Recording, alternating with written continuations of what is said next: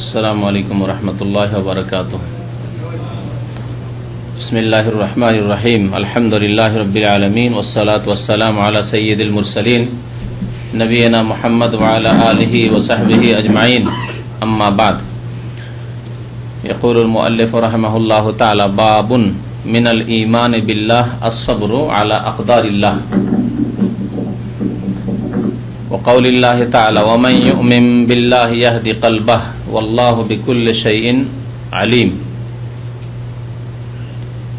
قال علقمة هو الرجل تصيبه المصيبة فيعلم أنها من عند الله فيرضى ويسلم. وفي صحيح مسلم عن أبي هريرة رضي الله عنه أن رسول الله صلى الله عليه وسلم قال اثنتان في الناس هما بهما كفر الطعن في النسب والنياحة على الميت. ولهما عن ابن مسعود مرفوعا ليس منا من ضرب الخدود وشق الجيوب ودعا بدعوى الجاهلية. وعن أنس رضي الله عنه أن رسول الله صلى الله عليه وسلم قال إذا أراد الله بعبده الخير عجل له العقوبة في الدنيا وإذا أراد بعبده الشر أمسك عنه بذنبه حتى يؤافي به يوم القيامة. وقال صلى الله عليه وسلم إن عظم الجزاء مع عظم البلاء وإن الله تعالى إذا أحب قوما ابتلاهم فمن رضي فله الرضا ومن سخط فله السخط حسنه الترمذي. মহান আল্লাহর সমস্ত প্রশংসা, দরুদ ও সালাম নাযিল হোক প্রিয় নবী মুহাম্মদুর রাসূলুল্লাহ সাল্লাল্লাহু আলাইহি সাল্লামের উপর। আল্লাহুম্মা সাল্লি আলাইহি আল্লাহুম্মা বারিক আলাইহি। আজকের দর্সের বিষয়বস্তু হচ্ছে আল্লাহ রাব্বুল আলামিন যা ভাগ্যে নির্ধারণ করেছেন মানুষের, তার প্রতি ধৈর্য ধারণ করা, তা সন্তুষ্টি চিত্তে মেনে নেওয়া ঈমানের অন্তর্ভুক্ত। এর দ্বারা বোঝা গেল যে ভাগ্য আল্লাহর পক্ষ থেকে নির্ধারিত। প্রথম একটি কথা, ভাগ্য নেই এমন কথা নেই ইসলামে। এই জন্য ঈমানের 6টি স্তম্ভের ষষ্ঠ স্তম্ভ কি? আল ঈমান বিল কাদার, তকদিরের প্রতি ঈমান। তকদির ভালো হইতে পারে, কখনো কখনো মন্দ হইতে পারে। কারো তকদির ভালো হইতে পারে, কারো মন্দ হইতে পারে, এবং এটি মানুষের পক্ষ থেকে নয়। নিজের তকদির নিজে গড়ে নিতে পারে না। পারে কি? আপনি নিজের তকদির নিজে ভালো করে নিতে পারবেন? কেউ পারবেন না। কেউ নিজের তকদির নিজে খারাপ করতে পারে? তাহলে তকদির রয়েছে, মানে তকদির মানে নির্ধারণ। তকদির মানে, তকদিরের শাব্দিক অর্থ হচ্ছে নির্ধারণ করা। কাদ্দারা ইউকাদ্দিরু তাকদীরান, এর মানে নির্ধারণ করা। এজন্য তকদিরকে তকদির বলা হয়। যে মানুষের ভাগ্যে যা আছে নির্ধারিত আছে, ভাগ্যে বয়স যা আছে নির্ধারিত আছে, রিজিক যা আছে নির্ধারিত আছে, কোনখানে বসবাস করবে তা নির্ধারিত আছে, কোনখানে জন্ম নিবে তা নির্ধারিত আছে। যে জন্ম নেইনি, আপনার ভাগ্যে যেখানে জন্ম নেওয়া ছিল সেখানে জন্ম নিয়েছেন। কোনখানে মারা যাবে তা নির্ধারিত আছে। জি, শিক্ষিত হবে না অশিক্ষিত হবে নির্ধারিত আছে। মুমিন হবে না কাফির হবে নির্ধারিত আছে। বেনামাজি হবে না নামাজি হবে তা নির্ধারিত আছে। সব নির্ধারিত, অর্থাৎ সব আল্লাহ জানেন বলে নির্ধারিত। যদি বলেন না তকদির বলে কিছু নেই, তার মানে আল্লাহ তাহলে জানেন না আমার ভবিষ্যৎ কি। আল্লাহর আউযুবিল্লাহ মিনাশ শাইতানির রাজিম বলুন, অজ্ঞতা লাজিম আসবে, তাই না? আল্লাহ রাব্বুল আলামিন জানেন, সবকিছু জানেন। যেমন অতীত জানেন তেমনি ভবিষ্যৎ জানেন। তাহলে তাকদীরকে মেনে নেওয়ায় আল্লাহর ইলমের প্রতি ঈমান রয়েছে, যে আল্লাহ সবকিছুই, আল্লাহ আলিম। অতীত বর্তমান ভবিষ্যৎ চোখের সামনে নয়, আকাশে জমিনে, জমিনের ভিতরে ভূগর্ভে যা কিছু হচ্ছে, হয়েছে, হবে, সবকিছুই আল্লাহ রাব্বুল আলামিন জানেন। আলিমুল গায়বি ওয়াশ শাহাদাহ ওয়া হুয়াল হাকীমুল খাবীর, সূক্ষ্মদর্শী তিনি, সূক্ষ্ম জ্ঞান রাখেন তিনি। তো আল্লাহ রাব্বুল আলামিনের পক্ষ থেকে তকদির নির্ধারিত আছে। ভাগ্য, কার কি ভাগ্য, পড়াশোনা করবে করবে না, তারপরে পড়াশোনা করে আবার উচ্চশিক্ষিত হবে হবে না, যদি দিনই পড়াই পড়ে দিনের শিক্ষায় নেই তাহলে ভালো ভালো জ্ঞান হাসিল করতে পারবে পারবে না, করবে করবে না। তারপরে কর্মক্ষেত্রে কর্মজীবনে কে কি কাজ করবে, কেউ চাকরিতে, কেউ ব্যবসা, কেউ শিক্ষাগত চর্চা, কেউ শিক্ষাগত চর্চা না অন্য কোনো চর্চা।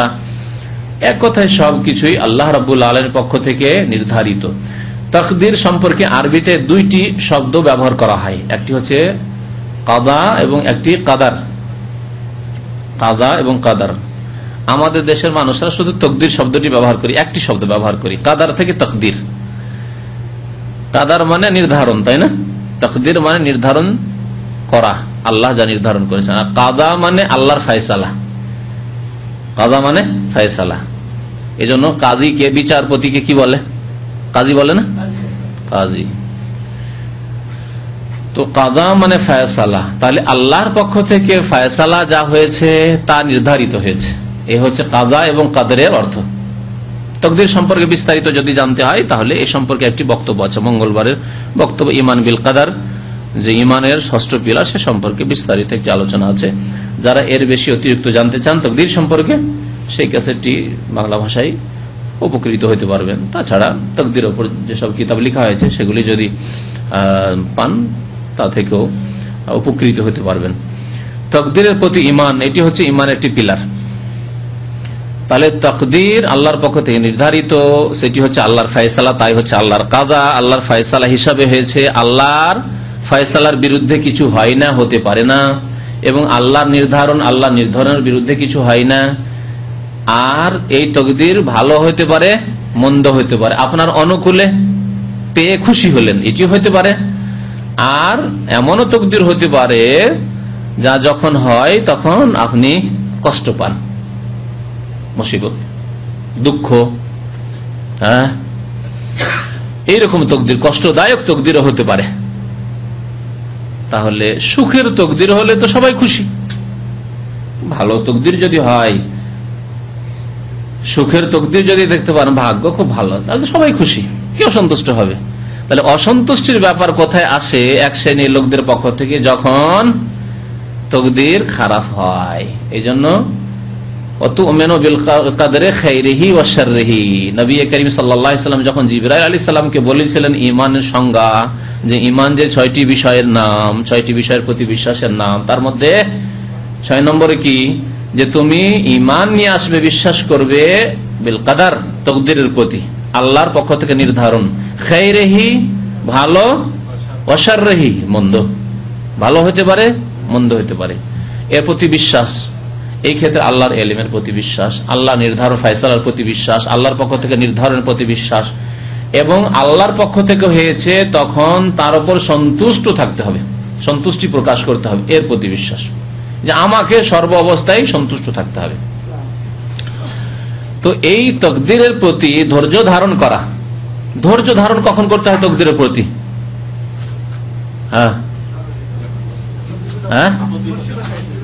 খারাপ তাকদীর হলে, ভালো তাকদীর হলে তার ধৈর্যের ব্যাপার না। ভালো তাকদীর হলে একজন মুমিনের করণীয় কি? শুকরিয়া করা। নবী করিম সাল্লাল্লাহু আলাইহি ওয়াসাল্লাম বলেছেন এই জন্য, যে ইন্না আমরাল মুমিনি কুল্লুহু খায়র, মুমিনের কাজকর্ম, জীবন, একজন মুসলিমের জীবন, পুরো জীবনটাই হচ্ছে কি?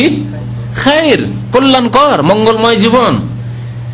ওয়ালাইসা যালিকা ইল্লা লিল মুমিন, আর এই মঙ্গলময় জীবন একমাত্র মুমিন মুসলিমেরই হাসিল হয়, কাফির হাসিল করতে পারে না। নামধারী মুমিন, নামধারী মুসলিম হাসিল করতে পারে না। যে সত্যি সত্যি মুমিন, সে এই 7টি পায়। ওয়ালাইসা যালিকা ইল্লা লিল মুমিন, মুমিনই সে মঙ্গলময় সুখের জীবন হাসিল করতে পারে। কেমন করে? ইন আসাবাহু সাররা, যদি সুখ হয়, তার খুব সুখের জীবন, আর্থিক সুখ, দৈহিক সুখ, মানসিক সুখ, পারিবারিক সুখ, সামাজিক সুখ, সব রকমের সুখ, শাকারা, তাহলে কি করে? শুকরিয়া আদায় করে অন্তর থেকে, আলহামদুলিল্লাহ, কথার দ্বারা আলহামদুলিল্লাহ, এবং অঙ্গ প্রত্যঙ্গ দ্বারা শুকরিয়া। শুকরিয়া এই 3টি বস্তু দিয়ে হয়, শুধু অন্তর থেকে শুকরিয়া হয় না, বা শুধু জবান থেকে শুকরিয়া হয় না। যে শুকুর আলহামদুলিল্লাহ, আমাদের দেশীয় শুকরিয়া। দেশীয় শুকরিয়া কেমন? খেয়ে দে শুকুর আলহামদুলিল্লাহ, নামাজ পড়ে না শুকুর আলহামদুলিল্লাহ। আছে না কিছু মুসলমান কথা প্রসঙ্গে শুকুর আলহামদুলিল্লাহ। এই শুকুর আলহামদুলিল্লাহ শুধু কাজে আসবে না, এটি একটি শুকরিয়া, কিন্তু তার আগে অন্তরের শুকরিয়া।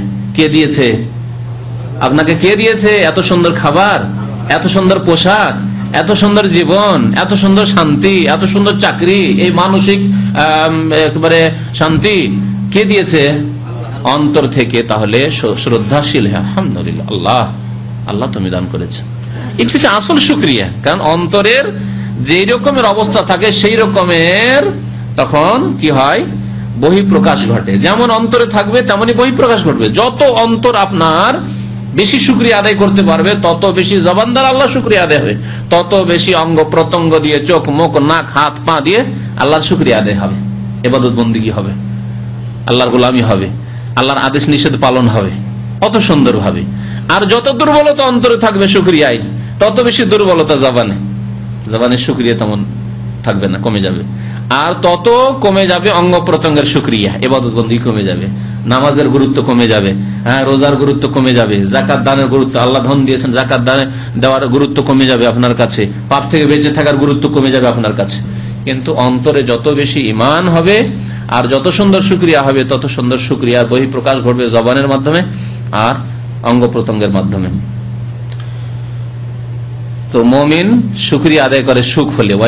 ওয়াইন আসাবাতহু দাররা, আর যদি দাররা, সাররা আর দাররা, সাররা মানে সুখ, খুশির খবর, খুশির অবস্থা, আর দাররা মানে বিপদ আপদ, দারার থেকে ক্ষতি সাধন হলো, দেহের ক্ষতি সাধন, মনের অশান্তি, পরিবারের ক্ষতি সাধন, ধনের ক্ষতি সাধন, জি বাড়িঘরের ক্ষতি সাধন, ইত্যাদি ইত্যাদি।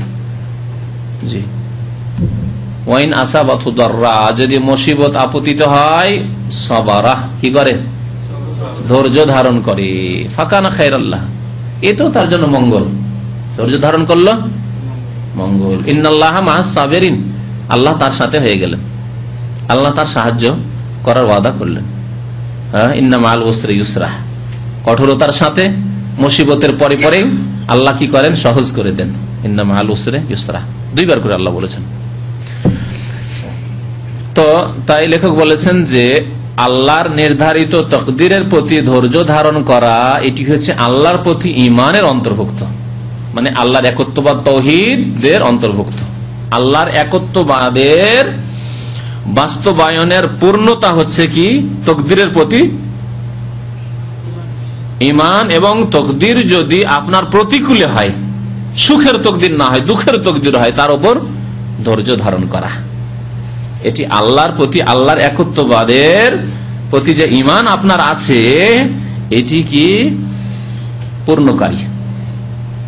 আল্লাহর প্রতি ঈমান আপনার পূর্ণ হবে কখন? যখন তকদিরের ওপর খারাপ হলেও, কষ্টদায়ক হলেও সন্তুষ্ট থাকবে না, ধৈর্য ধারণ করবে না। এই যে তকদিরের উপর সন্তুষ্টি, এ সম্পর্কে উলামায়ে কেরাম বলেছেন এর দুইটি দিক আছে। তকদিরের উপরে সন্তুষ্ট থাকতে হবে। তকদির মানে কি বললাম? ভাগ্য নির্ধারণ, আল্লাহর পক্ষ থেকে যে ভাগ্য নির্ধারণ আছে, আপনার ভাগে যা নির্ধারণ আল্লাহ করেছেন তার উপর সন্তুষ্টি থাকা, সন্তুষ্ট থাকা, সন্তুষ্টি প্রকাশ করা, এর দুইটি দিক আছে। একটি দিক হচ্ছে আল্লাহর ফায়সালা, আর আরেকটি দিক হচ্ছে কি? যে মুসিবতটি এসেছে সেই মুসিবত। দুটি দিক হলো না? থেকে সবাই হয়তো বুঝে উঠতে পারেননি। হ্যাঁ, কে বুঝেছেন বলতে পারেন? হাত তোলেন তো দেখি কেউ। না, এখন স্পষ্ট হয়নি, স্পষ্ট হয়নি, কারণ শুরু করেছি তো। হ্যাঁ, কিন্তু দুটো দিক বুঝে উঠুন। একটা মুসিবত আসলো, আলোচনায় চলছে কিন্তু কষ্টদায়ক তকদিরের, ঠিক না? কারণ ধৈর্যের বিষয় হচ্ছে ধৈর্য ধারণ করা, তাই না? তাহলে কষ্টদায়ক তকদির যখন আসে মানুষের, তখন ওর দুটো দিক আছে। একটা যে এই কষ্টদায়ক তকদিরটি এসেছে কার পক্ষ থেকে? আল্লাহর পক্ষ থেকে, একটা দিক। সুতরাং আল্লাহর পক্ষ থেকে এসেছে, তখন এর ওপর কি করতে হবে? সবর করতে হবে এবং সন্তুষ্ট থাকতে হবে। যেটি কে করেছেন? আমার আল্লাহ। যখন আল্লাহ করেছেন, আল্লাহর নাম হচ্ছে হাকিম, প্রজ্ঞাময়, হিকমতওয়ালা, তাহলে এতে কোনো গুড়ো রহস্য রয়েছে, তত্ত্ব আছে যা আমি জানি না। আল্লাহ আমাকে পরীক্ষা করছেন, আল্লাহ আমাকে এরপরে এর উত্তম বিকল্প দেবেন, প্রতিদান দেবেন, দুনিয়াতে দেবেন, আখেরাতে দিবেন। কি জন্য আল্লাহ আমাকে আজমাইশ করলেন, পরীক্ষা করলেন। সুতরাং কি করতে হবে? আল্লাহর পক্ষ থেকে যেহেতু এই তকদির এসছে, কোন মানুষের পক্ষ থেকে আসেনি, মানুষের পক্ষ থেকে তকদির হয় না। আপনার তকদির আপনার বাবাও গড়ে দিতে পারে না, ধন সম্পদ দিয়ে আপনার শ্বশুর মশাই গড়ে দিতে পারে না, আর আপনার স্ত্রী অঢেল ধন সম্পদ নিয়ে বাবার বাড়ি থেকে এসেছিল, তা দিয়ে আপনার তকদির গড়ে দিতে পারে না, ঠিক কিনা? তাহলে তকদির আল্লাহ রাব্বুল আলামিনের পক্ষ থেকে যখন আর অসন্তোষজনক মানে কষ্টদায়ক বলেন, কারণ সন্তুষ্টি তো প্রকাশ করতে হবে, কষ্টদায়ক তকদির যখন আপনার সামনে এসেছে, আল্লাহর পক্ষ থেকে যেহেতু এসেছে, সেই জন্য এর উপর কি করতে হবে? রাজি থাকতে হবে। রেজা বিল কাদারিকে বলা হয়। সবর তো করতে হবে, কিন্তু তার সাথে রাজিও থাকতে হবে। রাজি না থাকার লক্ষণ হচ্ছে কি? অভিযোগ করা, আল্লাহ তুমি আমাকে পেলে, আল্লাহ এই মুসিবত তো কাউকে আসেনি, এমন মুসিবত আমার পাশে, স্ত্রী গেল, ছেলে মেয়ে গেল, আমার ধন সম্পদ এত টাকা ইনকাম করলাম, কেউ করতে পারিনি, দাম আমি করলাম, কিছুই পেলাম না, সব গেল। আল্লাহ এই মুসিবত আমার উপরে কেন এলো? আল্লাহ কেন এলো? অভিযোগ, কমপ্লেন, শিকায়ত, জি এটা চলবে না। জি এটি হচ্ছে কুফর, দুর্বলতা নাই। কারণ ইমান বিল কাদার, তকদিরের প্রতি ইমান, তকদিরের প্রতি সন্তুষ্টি হচ্ছে এটা ইমান। তার ইমানের বিপরীত কি? যদি আপনি অভিযোগ করেন, কমপ্লেন করেন, শিকায়ত করেন, কুফর, ঠিক না? এই জন্য তকদিরের উপর সবর করাকে বলা হয়েছে মিনাল ইমান বিল্লাহ। এটি আল্লাহর প্রতি ইমানের অন্তর্ভুক্ত, যে আল্লাহর বিরুদ্ধে অভিযোগ করবেন না। কারণ আপনি ওয়াল্লাহু ইয়ালামু ওয়া আনতুম লা তা'লামুন, আল্লাহ জানেন আর আপনি জানেন না। উদাহরণস্বরূপ আপনাকে একটি উদাহরণ দিই। কুয়েতের ওপর সাদ্দাম জালেম আক্রমণ করলো রাত্রে, হ্যাঁ, তার একদিন আগে কাউকে যদি কুয়েত থেকে এক্সিট লেগে যায়, যেদিন তাকে এক্সিট লেগেছিল, চাকরি ছিল তার 1000 দিনারে। 1000 দিনারে বাংলাদেশের কত জানেন তো? হ্যাঁ, অনেক টাকা। এক দিনারে কত হয়? কারো খবর আছে কুয়েতের? 180। এই ঠিক বলতে পেরেছি, কোথায় 80 বলছেন আপনি? 180-র উপর আছে, যে 200-র কাছাকাছি। তাহলে কত টাকা সে ইনকাম করতো, কিন্তু যুদ্ধের একদিন আগে তাকে এক্সিট লেগে গেল। কাঁদতে কাঁদতে, চোখের পানি তার থামে না, এয়ারপোর্টে ঢুকলো, এক্সিট লেগে বালা মুসিবত আসলো। কাঁদতে কাঁদতে ওর চোখের পানি তো শেষ হলো, এখন রক্ত বহা শুরু হলো। বললাম হার্ট অ্যাটাক হয়ে যাবে মনে হয়েছে। এত সুন্দর চাকরি ছেড়ে দিয়ে চলে এলাম, সর্বহারা হয়ে এসে ঢাকা এয়ারপোর্টে নামলাম। আর যদি মুমিন হয় তাহলে সন্তুষ্টি প্রকাশ করে, আলহামদুলিল্লাহ, আল্লাহ তুমি যা করেছো তোমার পক্ষ থেকে, আল্লাহ আমি রাজি আছি, আলহামদুলিল্লাহ, আলহামদুলিল্লাহ আলা কুল্লি হাল। মুমিন যদি হয়। পক্ষান্তরে যদি ইমানের দুর্বলতা থাকে, হাহুতাশ, আর অভিযোগ, আল্লাহ কত লোক চাকরি করেছে আল্লাহ, আর আমার উপরই এই বিপদ এসে পড়লো, আমি বা কি অন্যায় করলাম, আমি বা কি জুলুম করলাম, এই শিকায়ত করতে করতে, অভিযোগ করতে করতে পাপী হতভাগা বাংলাদেশে পৌঁছিল। আর তারপরের দিন রাত্রে সাদ্দাম জালেমের আক্রমণ হইলো। আর কি যে ছিন্ন ভিন্ন অবস্থা, কোথায় কে পলাতক অবস্থা, কোথায় যে আশ্রয় নিবে, এই অবস্থা। পরের দিন বলছে আলহামদুলিল্লাহ, আলহামদুলিল্লাহ, যাক বেঁচে গেছি, বেঁচে গেছি।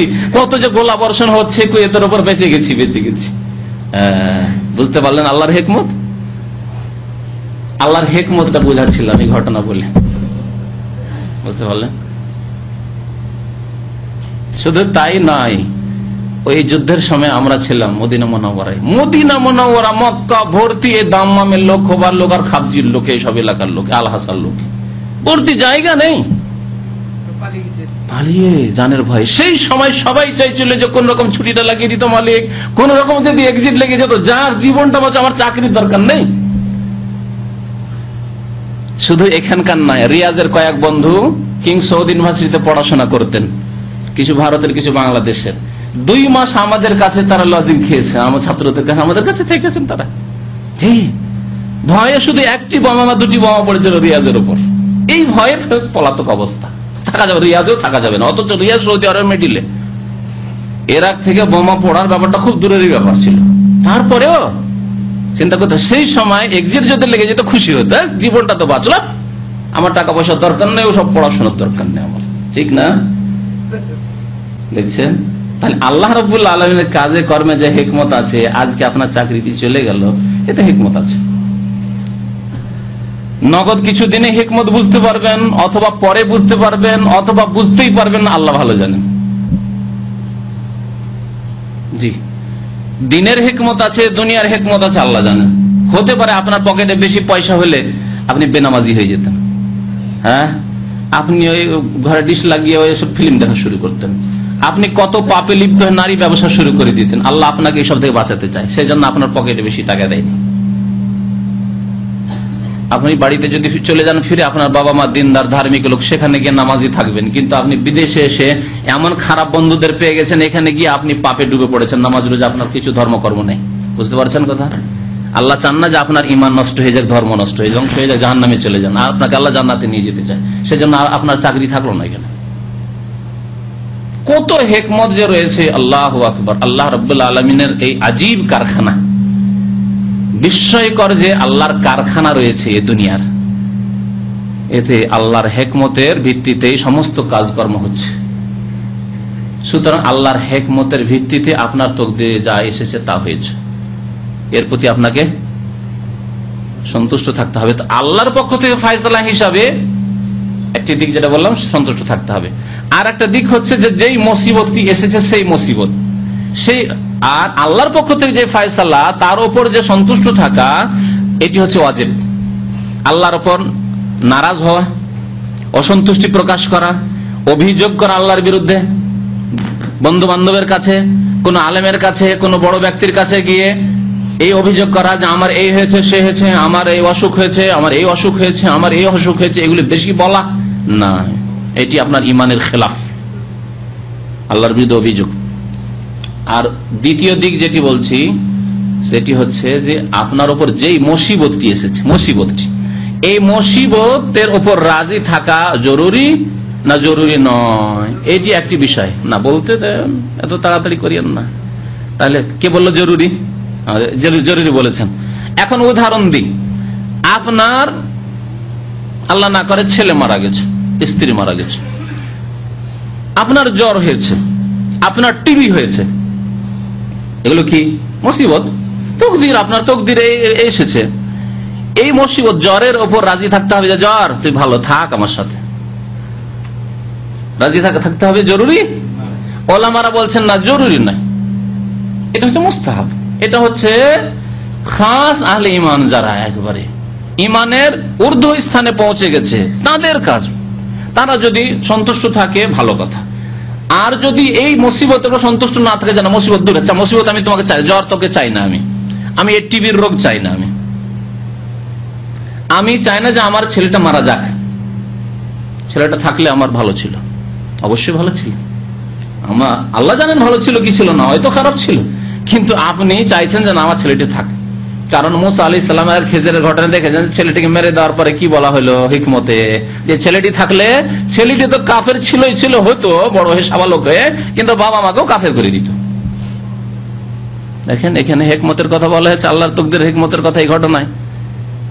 জি, কিন্তু আপনার ছেলেটা যে মারা গেল, এতে কষ্ট হলো, আপনার ধৈর্য ধারণ করলেন এই দিক দিয়ে যে আল্লাহর পক্ষ থেকে ফায়সালা, সুতরাং আল্লাহর ফায়সালাকে আমি শির নত করে মেনে নিলাম, তার উপর সন্তুষ্টি প্রকাশ করলাম। কিন্তু আমার ছেলেটা চলে যাক, যে মুসিবত, এটা আমি চাই না, ছেলেটি থাকতো, ঠিক না?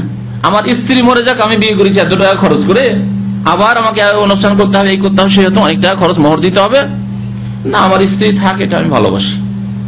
আর আমি স্ত্রী চলে যাক, মরে যাক, এটা আমি ভালোবাসি না। যদি কেউ করে, কারণ এটি ওয়াজিব নাই। মুসিবতটির ওপর রাজি থাকতে হবে, এটি ওয়াজিব নয়, মনে রাখেন, নোট করে রাখেন। মুসিবতের ওপর রাজি থাকতে হবে, এটি মুস্তাহাব, যদি কেউ করতে পারে ভালো। আর মুসিবতের ওপর যদি কেউ রাজি না থাকে, আমি এই মুসিবতটি চাই না, অ্যাক্সিডেন্ট হোক, কেউ চাই না, কেউ চাই কি চাই না। অ্যাক্সিডেন্ট হয়ে গেছে, তারপরেও আমি এই অ্যাক্সিডেন্টটি চাইছিলাম না, অসুবিধা নেই।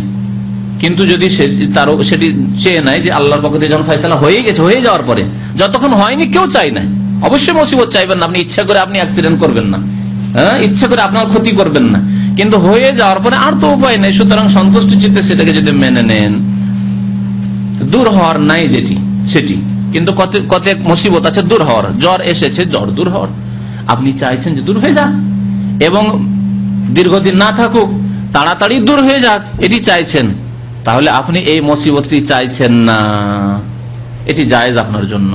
তবে মুসিবতটির ওপর রাজি থাকা এটি মুস্তাহাব। আর আল্লাহর পক্ষ থেকে যে ফয়সালা হয়েছে এই জন্য আল্লাহর উপর রাজি থাকা এটি ওয়াজিব, এটি ওয়াজিব। তারপরে এখন আসুন যে তাহলে মুসিবতের উপর ধৈর্য ধারণ করা, এটি হচ্ছে আসল বিষয়বস্তু। ওলামারা বলেছেন যে ধৈর্য তিন প্রকার, ধৈর্য তিন প্রকার। দ্বীনে ইসলাম এই তিনটি ধৈর্যের উপর নির্ভরশীল। দ্বীনে ইসলামে এই তিন রকমের ধৈর্য কেউ যদি ধারণ করে তাহলে সে পুরা দ্বীনে ইসলাম পালন করলো। কেউ বলতে পারেন, এর আগে অনেকবারই বলা হয়েছে। হ্যাঁ, তিন প্রকার ধৈর্য। হ্যাঁ, কে বলবে?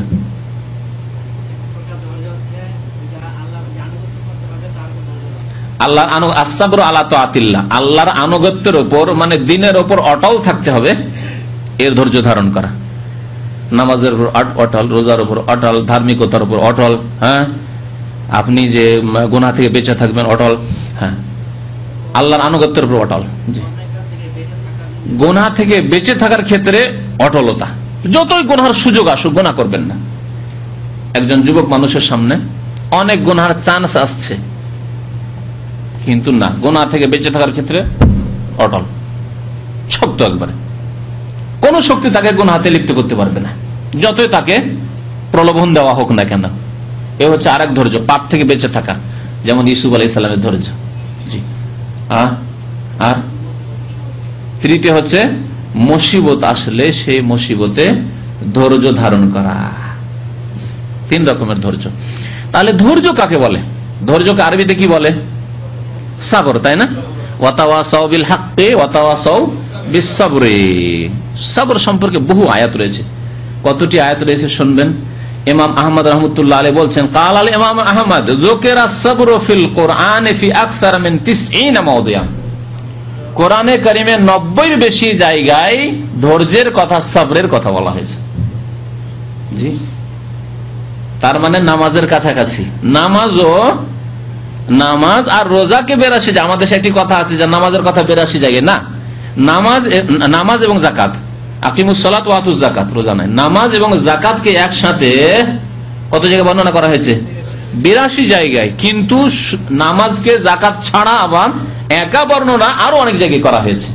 তাহলে 100-এর বেশি জায়গায় নামাজের কথা বর্ণনা করা হয়েছে বিভিন্ন ভঙ্গিমায়।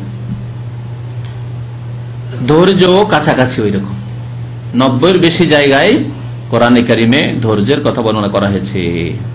তারপরে ইমাম আহমদ রাহমাতুল্লাহ বলছেন, ওয়াসসাবরু মিনাল ঈমান বিমানজিলাতির রাসি ফিল মিনাল জাসাদ। তাহলে ঈমানের সাথে ধৈর্যের সম্পর্ক কেমন? যেমন দেহের সাথে মস্তিষ্কের সম্পর্ক। আল্লাহু আকবার। আপনার গোটা দেহটা একবার অক্ষত আছে, কিন্তু মাথাটা কেটে নিয়েছে। কোন মূল্য আছে বডির? এই যে কাণ্ড, গোটা ধড় পড়ে আছে, কাণ্ড পড়ে আছে, কাণ্ডের কোন মূল্য আছে মাথা না থাকলে? হ্যাঁ, চিনা মুশকিল। আর মূল্য তো নেই, কিছু নেই এতে। এই বডিতে কোনো লাভ নেই যে বডিতে মাথা নেই। সেই রকমই যদি কেউ ইমানের দাবি করে আর অধৈর্য, ধৈর্য হারা, ধৈর্য না থাকে, সবর না থাকে, তাহলে সেই ব্যক্তি কেমন? মাথাবিহীন, মস্তিষ্কবিহীন কি বডি, দেহ। ওয়াসসাবরু মিনাল ঈমান বিমানজিলাতির রাস মিনাল জাসাদ। দেহের সাথে মাথার যে সম্পর্ক, সেই সম্পর্ক হচ্ছে ঈমানের সাথে ধৈর্যের সম্পর্ক।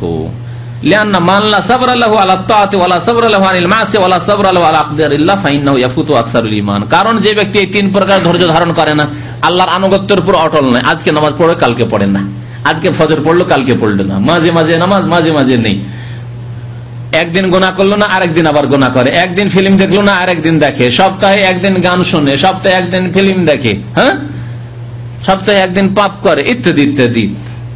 কিছুদিন বিড়ি সিগারেট ছেড়ে দিল, আবার শুরু করে দিল, কিছুদিন দাড়ি রেখে দিল, আবার দাড়ি মুন্ডিয়ে নিল। তো এইরকম যাদের জীবন, তাদের আল্লাহর দ্বীনের উপর অটলতা নেই, পাপ থেকে বেঁচে থাকার ক্ষেত্রে ধৈর্য নেই, অটলতা নেই, এবং মুসিবতের উপরও ধৈর্য ধারণ নেই। তাহলে 3 রকমের ধৈর্যই হচ্ছে, ইমাম আহমদ বলছেন কি এটি হচ্ছে দিন। আর যার মধ্যে এই 3 রকমের ধৈর্য না থাকবে ইয়াফুতু আকসারুল ঈমান, তাহলে ঈমানের অধিকাংশ অংশই তার হাতছাড়া হয়ে যাবে, ঈমানের অধিকাংশ অংশই হাতছাড়া হয়ে যাবে। এখন সবর কাকে বলে, ধৈর্য কাকে বলে শরীয়তের ভাষায়? 3টি বিষয়ের নাম ধৈর্য। ধৈর্য হচ্ছে 3টি বিষয়ের নাম, নোট করে রাখবেন। একটি হচ্ছে, প্রথম শাব্দিক অর্থ বলে দিই ধৈর্যের, তাহলে সংজ্ঞাটা পূর্ণ হবে। সাবর এর আবিধানিক অর্থ মানে ডিকশনারিতে আরবি ভাষা সাবর, সাবর মানে হচ্ছে বেঁধে রাখা বা আবদ্ধ রাখা, কোনো কিছুকে বেঁধে রাখা বা আবদ্ধ রাখা, এর নাম হচ্ছে সাবর। সাবর মানে হচ্ছে হাবস, হাবস বলে জেলখানাকে, হাবস বলে খাঁচা, এই যে পাখির খাঁচা আছে না, পিঞ্জিরা খাঁচা, এই খাঁচাকে হাবস বলে। তাই ছোট্ট কালে আমরা যখন প্রথম ক্লাসে পড়তাম মাদ্রাসার, তখন প্রথম যে আরবি সাহিত্য শুরু করেছিলাম ওতে একটি কবিতা পড়ে, আল হাবস লাইসা মাযহাবি, এটা টিয়া পাখিকে খাঁচায় আবদ্ধ করে দিয়েছে। তখন টিয়া পাখি কথা বলছে আর বলছে আল হাবস লাইসা মাযহাবি।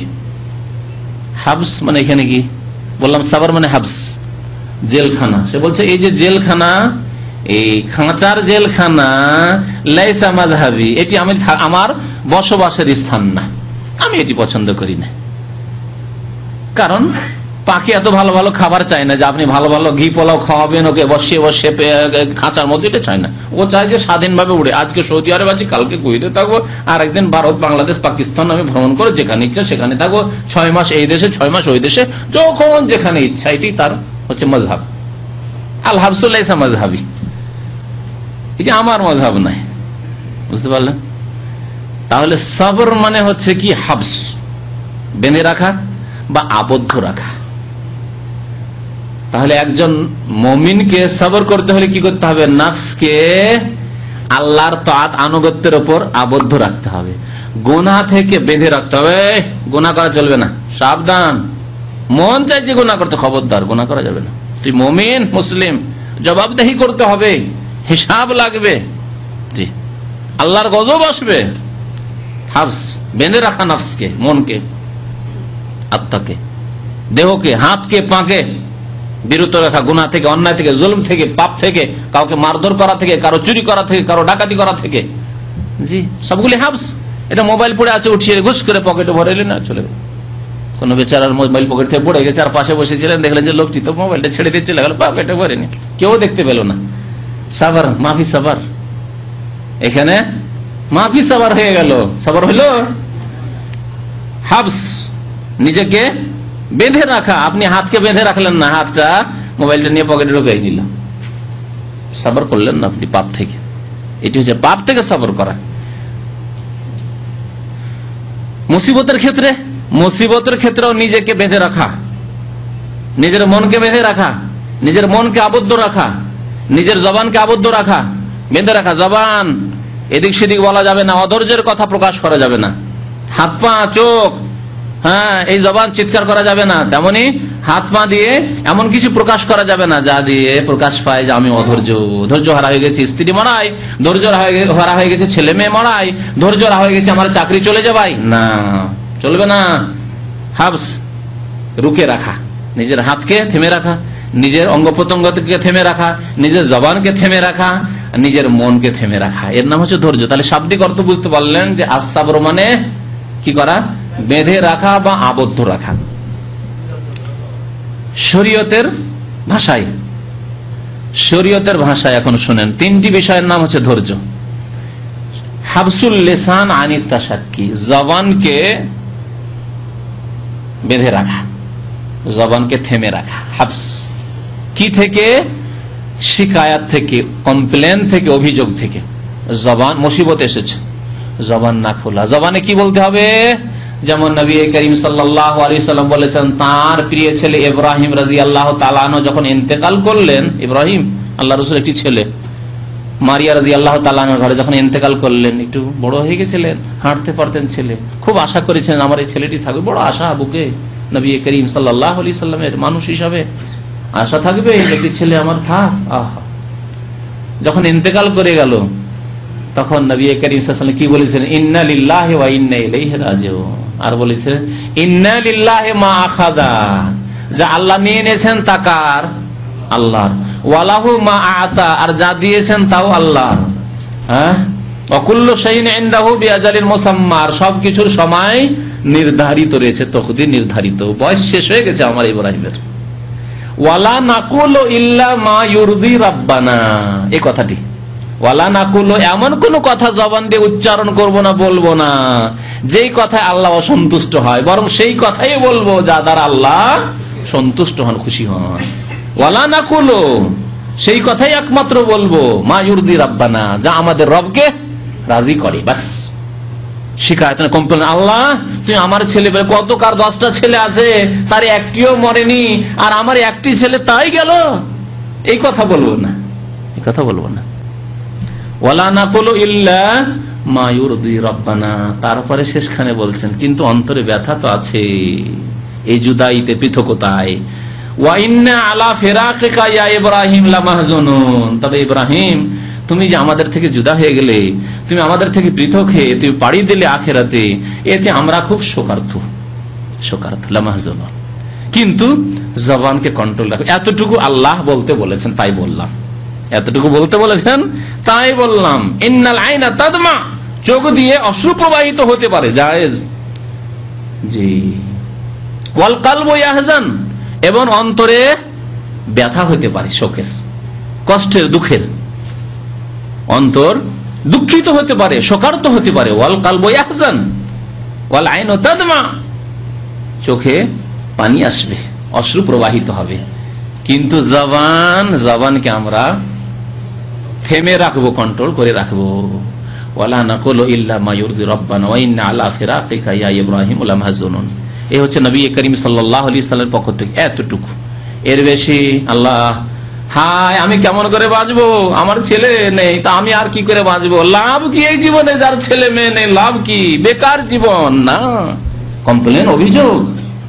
আল্লাহর হেকমতে আপনাকে দেননি আল্লাহ রাব্বুল আলামিন, কাউকে আল্লাহ তার হেকমতে বেশি দিয়েছেন ছেলে, কাউকে আল্লাহর উপরে শুধু মেয়ে দিয়েছেন, আল্লাহর হেকমতে। আল্লাহু ইয়ালামু ওয়া আনতুম লা তা'লামুন, আল্লাহ সম্যক জ্ঞানী, সবকিছু জানেন, তুমি জানো না বান্দা। তো বলছিলাম যে সবর শরীয়তের ভাষায় বা সবরের সংজ্ঞা হচ্ছে 3টি জিনিসের সমষ্টির নাম। একটি হচ্ছে হাবসুল লিসান আনিত তাশাক্কি, অভিযোগ, কমপ্লেন থেকে জবানকে থেমে রাখা।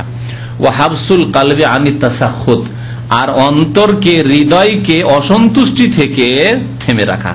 যে অন্তর অসন্তুষ্ট হলে চলবে না, আল্লাহ দিয়েছিলেন ছেলে নিয়ে নিলেন, আল্লাহ স্ত্রী দিয়েছিলেন নিয়ে নিলেন, আল্লাহ ধন দিয়েছিলেন নিয়ে নিলেন, আল্লাহ গাড়ি দিয়েছিলেন নিয়ে নিলেন, অ্যাক্সিডেন্ট হয়ে গেল, আল্লাহ যা কিছু দিয়েছিলেন নিয়ে নিলেন, আল্লাহ হাত দিয়েছিলেন নিয়ে নিলেন, আল্লাহ চোখ দিয়েছিলেন, দৃষ্টি শক্তি দিলেন, কেড়ে নিলেন।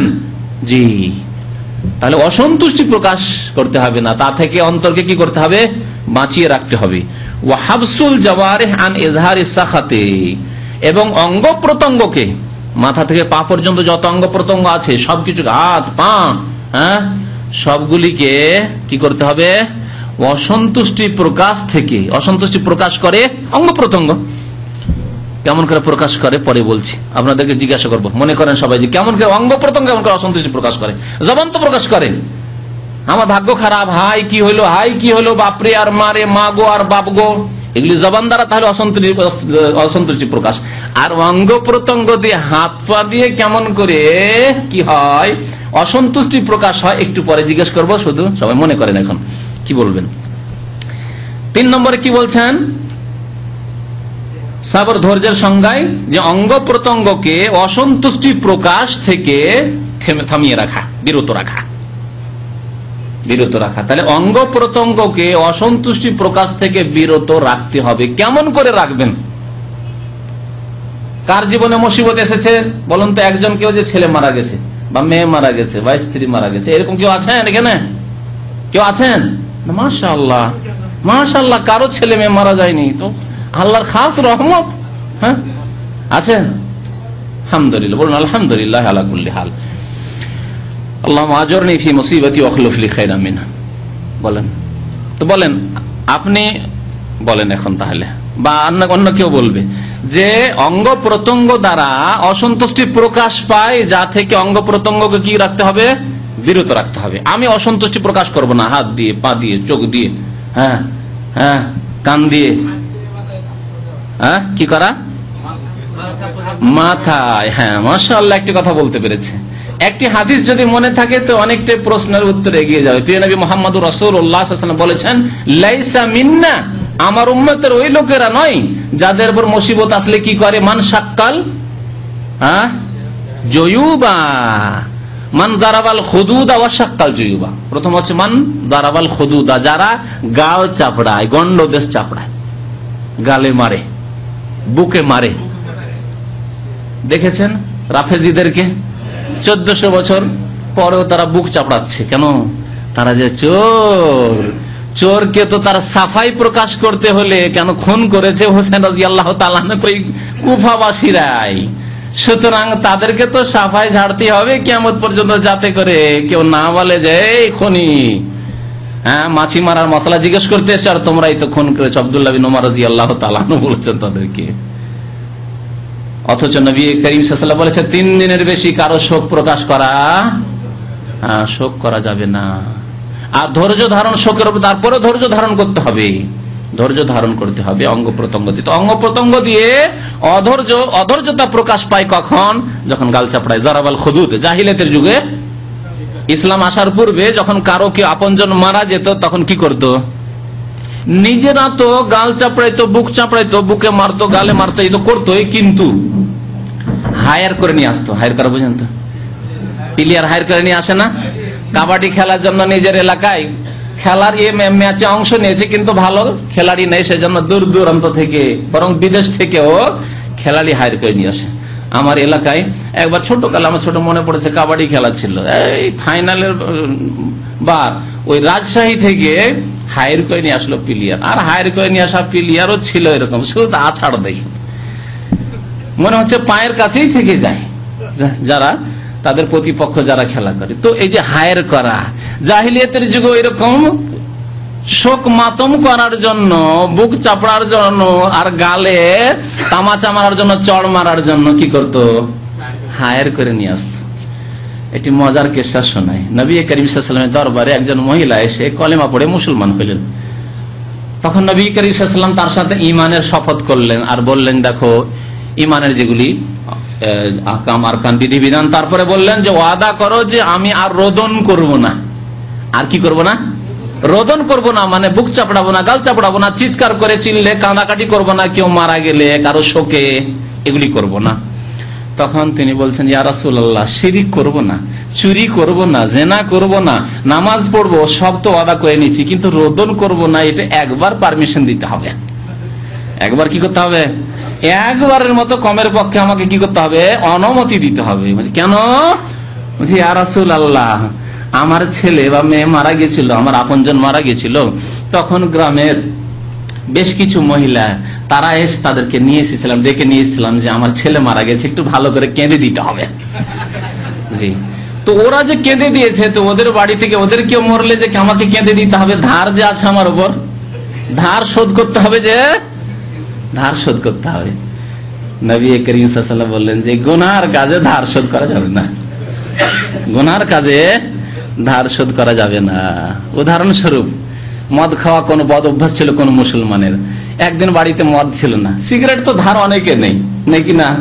সিগারেটের উদাহরণ দিই, অতদূর মদে না গিয়ে সিগারেটের ধার খেয়েছেন, পাশের লোক ধার সিগারেট খেয়েছেন, কালকে ধার খেয়েছেন, আর আজকে সেখানে ইসলামী সেন্টারে শুনলেন যে সিগারেট খাওয়া হারাম। আর কেউ যদি অতিরিক্ত দাম জানতে চায়, 12টি আয়াত আর 13টি হাদিস সহ একটি সিগারেটের সম্পর্কে বক্তব্য, তামাক সম্পর্কে, জর্দা সম্পর্কে বক্তব্য আছে, হারাম, এতে কোনো সন্দেহ নেই।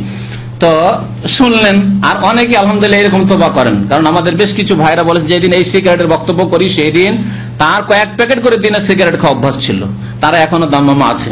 পরে তাদের কিস্সাগুলি বয়ান করেছে, রাত্রে গিয়ে সিগারেট তোবা করে নিল যে আর সিগারেট খাবো না, কিন্তু আর থাকতে পারে না, থাকতে পারে না, আর থাকা যায় না, যে পেশান। জি, তো কথা হচ্ছে যে আলহামদুলিল্লাহ সেই লোকেরা অনেকেই তওবা করে দিয়েছেন, অনেকেই তওবা করেছেন সিগারেট থেকে।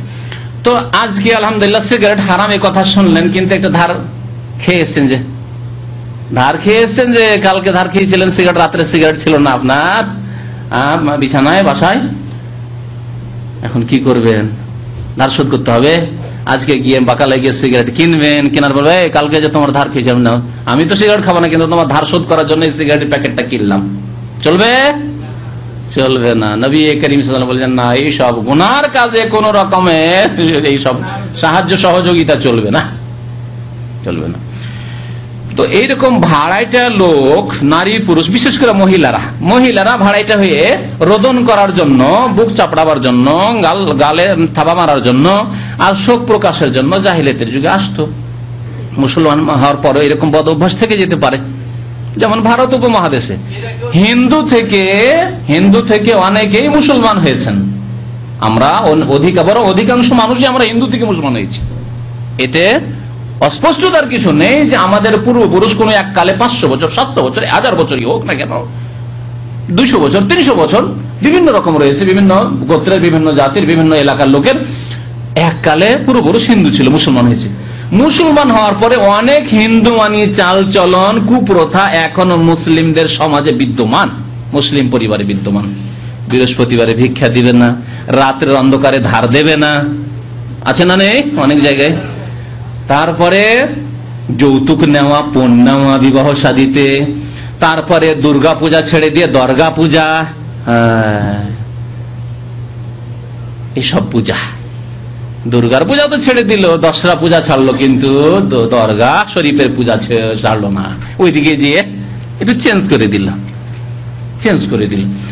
শিরিক থেকে গেল। এইরকম হিন্দুদের কুপ্রথা অনেক থেকে গেছে আমাদের জীবনের বিভিন্ন ক্ষেত্রে। তো কি বলছিলাম, ফিরে আসছি যে অঙ্গ প্রত্যঙ্গের দ্বারা কি করা হয়, অধৈর্যতা প্রকাশ করা হয়। ধৈর্য যে ধারণ করলেন না, এটা প্রমাণ পেয়ে যায়, প্রকাশ পেয়ে যায় যে আপনি ধৈর্য ধারণ করলেন না। তা একটি হচ্ছে লাইসা মিন্না মান দারাবাল খুদুদা, যারা গালে, মুখমণ্ডলে অথবা বুকে মারে, বুক চাপড়ায়। আর কি করে, ওয়াশাক্কাল জয়ুবা, কাপড় ছিঁড়ে ফেলে,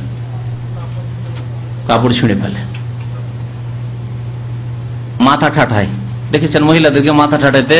হ্যাঁ, চুল যে কোন দিয়ে গেছে তার খোঁজ খবর নেই, একবার এইদিকে মাথা মারছে, একবার এইদিকে শিং মারছে, গড়া আর গড়াগড়ি, বাপ গো মা গো, গড়াগড়ি চলছে।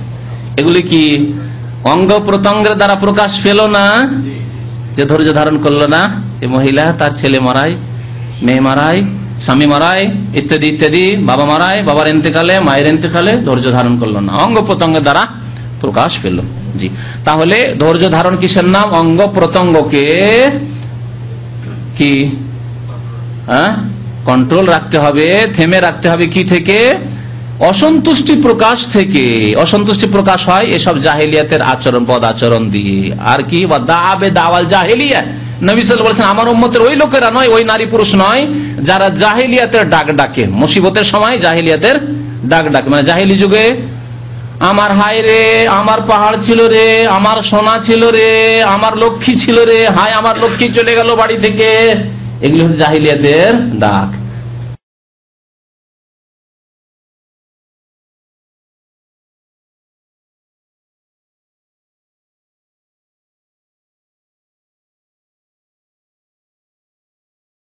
নবী সাল্লাল্লাহু আলাইহি ওয়াসাল্লাম, আমার উম্মতের ওই লোকেরা নয়, ওই নারী পুরুষ নয়, যারা জাহিলিয়াতের ডাক ডাকে, মুসিবতের সময় জাহিলিয়াতের ডাক ডাকে। মানে জাহিলি যুগে আমার হায় রে, আমার পাহাড় ছিল রে, আমার সোনা ছিল রে, আমার লক্ষ্মী ছিল রে, হায় আমার লক্ষ্মী চলে গেল বাড়ি থেকে, এগুলো হচ্ছে জাহিলিয়াতের ডাক।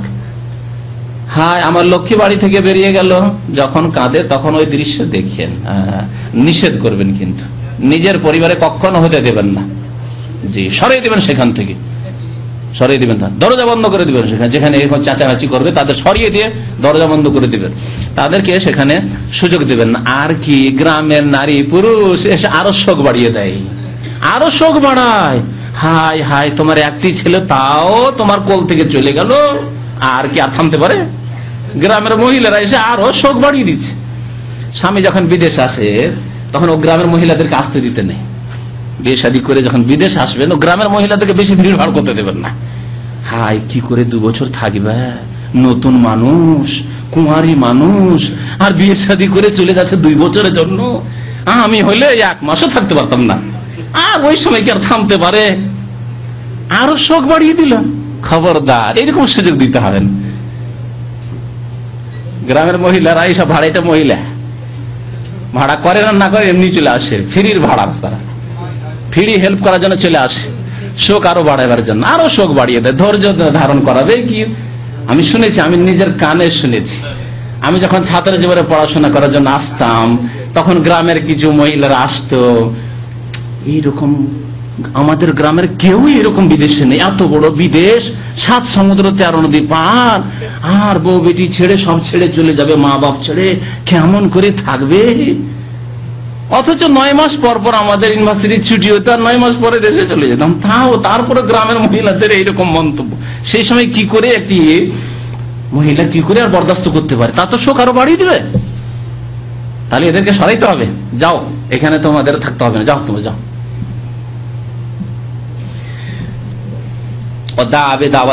তাহলে জাহিলিয়াতের ডাক ডাকা বালা মুসিবতের সময় এ হচ্ছে অঙ্গ প্রত্যঙ্গের দ্বারা অধৈর্যতা প্রকাশ করা, ধৈর্য ধারণ না করা। আসল দর্শের দিকে আসেনি, যথেষ্ট সময় হয়ে গেছে। মহান আল্লাহ রাব্বুল আলামিন ইরশাদ করেছেন বালা মুসিবতের কথা সূরা তাগাবনে বর্ণনা করার পরে বলছেন, ওয়ামান ইউমিন বিল্লাহি ইয়াহদি কলবাহ, যে ব্যক্তি আল্লাহর প্রতি ঈমান নিয়ে আসবে, আল্লাহ তার অন্তরকে সঠিক দিক নির্দেশনা দেবেন, সঠিক পথ প্রদর্শন করবেন। ইয়াহদি কলবাহ, আল্লাহ যার প্রতি ঈমান নিয়ে আসবে তার অন্তরকে কোন দিকে আল্লাহ ধাবিত করবেন? হ্যাঁ, সঠিক পথের দিকে, তাই না? এই হলো আয়াতের অর্থ। আল্লাহ বিকুল্লি শাইইন আলিম, আল্লাহ সবকিছুই সম্পর্কে সর্বজ্ঞ, সবকিছুই জানেন, আলিম। তার পূর্বে আল্লাহ বলেছেন, ওমা আসাবাকুম মিন মুসিবাতিন ফাবিইযনিল্লাহ, যে কোনো মুসিবত তোমাদের উপর আপতিত হয় আল্লাহর আদেশ অনুক্রমে, ফাবিইযনিল্লাহ, আল্লাহর আদেশে। তাহলে আল্লাহর আদেশ মোতাবেক বালা মুসিবত এসেছে। ওমা ইউমিন বিল্লাহি ইয়াহদি কলবাহ, এই ক্ষেত্রে আল্লাহর প্রতি ঈমানের অন্তর্ভুক্ত হচ্ছে ধৈর্য ধারণ করা। অন্তরকে এখন বলেন তো 3টি বিষয়, ধৈর্য বললাম কি 3টি বিষয়ের নাম। অন্তরকে কি থেকে বাঁচাতে হবে? অসন্তুষ্টি প্রকাশ, অন্তরের মধ্যে অসন্তুষ্টি, কি হলো এটা, এ মনে যাতে করে এই কথা না আসে, বরং রেজামন্দি আসতে হবে, সন্তুষ্টি আসতে হবে। আর জবানকে কি থেকে বাঁচাতে হবে? অভিযোগ প্রকাশ থেকে বাঁচাতে হবে, কারো কাছে গিয়ে অভিযোগ করবেন না, বালা মুসিবত এসছে, আর থাকতে পারি না ভাই, পেটের ব্যথায়, মাথার ব্যথায় আর থাকা যায় না, মানুষকে বলে লাভ কি? অনেক মানুষের আজকালই বদ অভ্যাস, বন্ধু বান্ধবের কাছে সকাল বিকাল আর মাথার ব্যথায় থাকতে পারি না। আপনার মাথার ব্যথা থেকে উদ্ধার করতে পারবে আপনার বন্ধু? একটু লাঘব করতে পারবে, হালকা করে দিতে পারবে? কখনো পারবে না। হয়তো তার কাছে একটা প্যানাডলও নেই, ওই প্যানাডলটা আপনাকে ফার্মেসি থেকে কিনতে হবে, একটি রিয়ালও দিতে পারবে না তা। আর দূর করা তো দূরের কথা আপনার মাথার ব্যথা, তাহলে বলে লাভ কি? এরকম বলে লাভ কি না? তাহলে আল্লাহর কাছে বলতে হবে। মানুষের কাছে কি আপনার বালা মুসিবতের কথা, বিপদের কথা, রোগের কথা বলা মানে আল্লাহর বিরুদ্ধে অভিযোগ করা। ডাইরেক্ট হোক, বেশি করে খোলাখুলি বললে, আর বেশি বেশি হয়তো বালা মুসিবতের কথা বলছেন, এটি হয়তো ইনডাইরেক্ট, আপনি সরাসরি বলছেন না যে আল্লাহ আমাকে পেয়েছে, কথা বলছেন না, কিন্তু বেশি বেশি যে বলে বেড়াচ্ছেন আপনার অসুখের কথা, এটি ইনডাইরেক্ট অভিযোগ, ইনডাইরেক্ট অভিযোগ। সুতরাং এসব থেকে অন্তরকে বাঁচাতে হবে। আর অঙ্গ প্রত্যঙ্গ থেকে বাঁচাতে হবে কি? হ্যাঁ, অসন্তুষ্টি প্রকাশ থেকে। জি, আলকামা তাবেই রাহমাতুল্লাহ আলাইহি বলছেন যে হুয়ার রাজুলু তুসিবহুল মুসিবাহ ওয়া মান ইউমিন বিল্লাহি ইয়াহদি কলবাহ, এই আয়াতের তাফসীরে বলছেন যে ব্যক্তি আল্লাহর প্রতি ঈমান নিয়ে আসবে, আল্লাহ তার অন্তরকে সঠিক দিক নির্দেশনা দেবেন, সঠিক রাস্তা দেখাবেন। এর অর্থ কি? ওই ব্যক্তি সম্পর্কে বলা হয়েছে যার উপর মুসিবত আসে, তখন কি করে? ফায়ালামু আন্নাহা মিন ইনদিল্লাহ, তখন তার ইয়াকিন থাকে যে এই মুসিবত কার পক্ষ থেকে এসেছে? আল্লাহর পক্ষ থেকে। ফায়ারদা, সুতরাং তার উপর সে সন্তুষ্ট থাকে। ওয়া ইউসাল্লিম, এবং শির নত করে সেই মুসিবতকে মেনে নেই, মানতেই হবে, আল্লাহর পক্ষ থেকে এসেছে, আল্লাহ রোগ দিয়েছেন, আল্লাহ দূর করবেন, আল্লাহ মুসিবত দিয়েছেন, আল্লাহ দূর করবেন, আল্লাহ আমার ছেলে নিয়েছেন, আল্লাহ এর উত্তম, আল্লাহ ভালো ছেলে দেবেন, আল্লাহ মেয়ে নিয়েছেন, আল্লাহ আরো দেবেন ইনশাআল্লাহ। জি, ওয়াফি সাহিহ মুসলিম, মুসলিম শরীফে রয়েছে, আবু হুরায়রা রাদিয়াল্লাহু তাআলা আনহু বর্ণনা করেছেন, আন্না রাসূলুল্লাহ সাল্লাল্লাহু আলাইহি ওয়াসাল্লাম قال, রাসূলুল্লাহ সাল্লাল্লাহু আলাইহি ওয়াসাল্লাম বলেছেন, ইসনাতানে ফিন নাস, মানুষের 2টি বদ অভ্যাস, মানুষের দুইটি বদ অভ্যাস কি? হোমা বেহিম কুফরুন, এই দুইটি বদ অভ্যাস হচ্ছে মানুষের কুফরির অন্তর্ভুক্ত। কুফরির অন্তর্ভুক্ত বলা হয়েছে। দেখেন, কারো মধ্যে একটি কুফরি থাকলে সে কাফের হয় না। একটি গুরুত্বপূর্ণ বাণী শুনে রাখেন ওলামাদের, একটি কুফরি কারো মধ্যে থাকলে সে কাফের হয়ে যায় না। কিন্তু জনসাধারণ, আমাদের মুসলিম সমাজের এত জিহালত অজ্ঞতাই রয়েছে যে একটি দুইটি কুফরি যদি দেখা যায় তাহলে সে কাফের না। কাফের বললে অনেক শর্ত রয়েছে তার। একজন লোককে কাফের বলা ডাল ভাত নয় যে টেনে খেয়ে নিলেন একবারে, হালুয়া নয় জি যে দাঁতকে কোনো কষ্টই করতে হলো না, চিবাইতে হলো না, চলে গেল ভিতরে, না এরকম হালুয়া রুটি মনে করবেন না, ডাল ভাত মনে করবেন না। তাহলে কুফরি থাকতে পারে, আর কুফরি থাকলেই যে কাফের হবে তা না। কারণ বিভিন্ন তার অজুহাত থাকতে পারে, কারণ থাকতে পারে। যেমন গণতন্ত্রবাদ, হ্যাঁ কুফরি, কিন্তু গণতন্ত্র পদ্ধতিতে কেউ অংশ নিলেই যে সে কাফের হয়ে যাবে না। এমনকি কবরে সেজদা করা কি কুফরি নয়, কিন্তু কবরে সেজদা করলেই যে কাফের, তুমি কাফের, আনতা কাফের, তুমি কাফের বলবেন, চলবে না।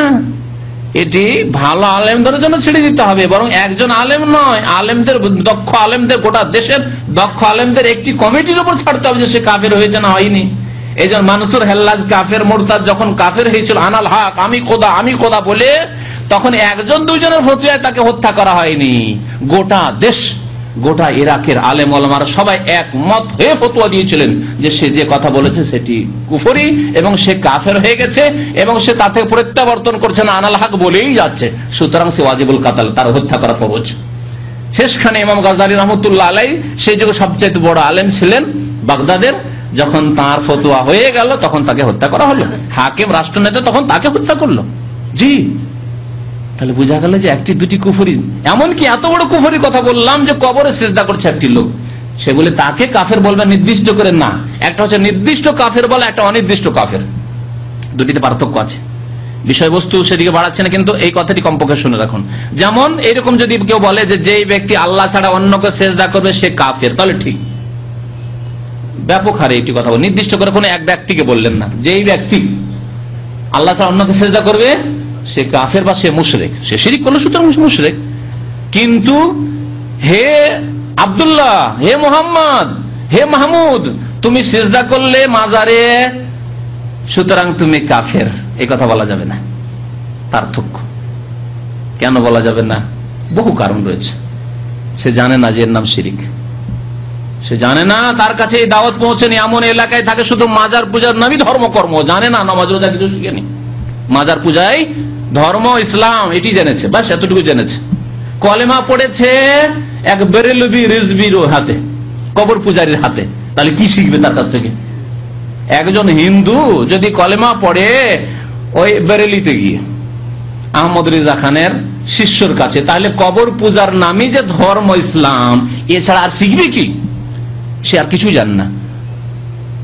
তাহলে সেই ব্যক্তি কবরে সেজদা করছে আল্লাহকে পাওয়ার জন্য, জানে না, তার কাছে এতক্ষণ পর্যন্ত জ্ঞান পৌঁছেনি। যখন জ্ঞান পৌঁছে যাবে, আমার মতো লোক, আপনার মতো একজন তাওহীদবাদী মুসলিম, তার কানে গিয়ে পৌঁছে, দেখো তুমি যে কবরে সেজদা করছো এটি হচ্ছে শিরক, এটি শিরক, আল্লাহর সাথে অংশীদার স্থাপন করা, মুশরিক হয়ে যাবে যদি এই কাজ করো তাহলে। এবং তার সন্দেহ যদি থাকে, সন্দেহ দূর করে দিলেন আপনি, তখন তার সমস্যা। এখন তার কাছে ইসলাম সম্পর্কে জ্ঞান পৌঁছে গেছে। আর যতক্ষণ পৌঁছেনি ততক্ষণ তাকে নির্দিষ্ট করে কাফের বলা যাবে না।